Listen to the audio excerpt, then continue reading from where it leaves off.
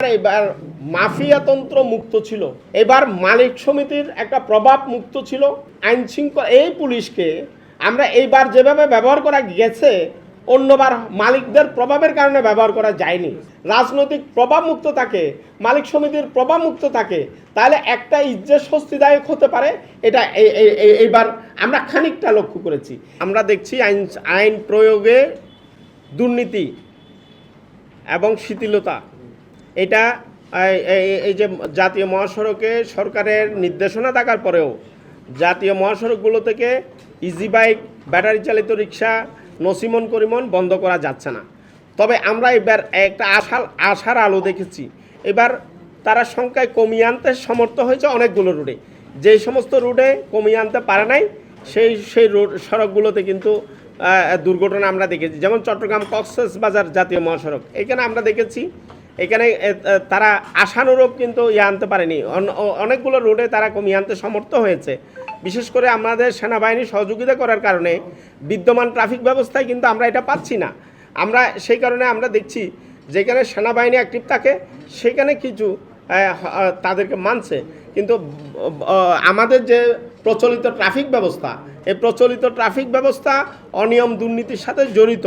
সেই কারণে তাদেরকে দিয়ে আমরা এই যে সরকারের যে আইন এবং বিধিবিধান এগুলো কিন্তু বাস্তবায়ন করা আমাদের জন্য বড় চ্যালেঞ্জের। এখানে মোটা দাগে আমরা 3টা কারণ চিহ্নিত করেছি। 1 নাম্বার, এবার মাফিয়াতন্ত্র মুক্ত ছিল।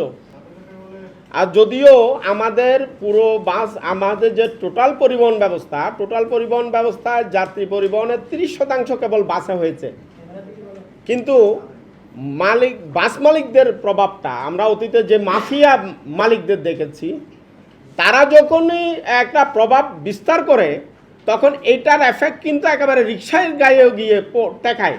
আমরা এটা কিন্তু এইবার লক্ষ্য করেছি।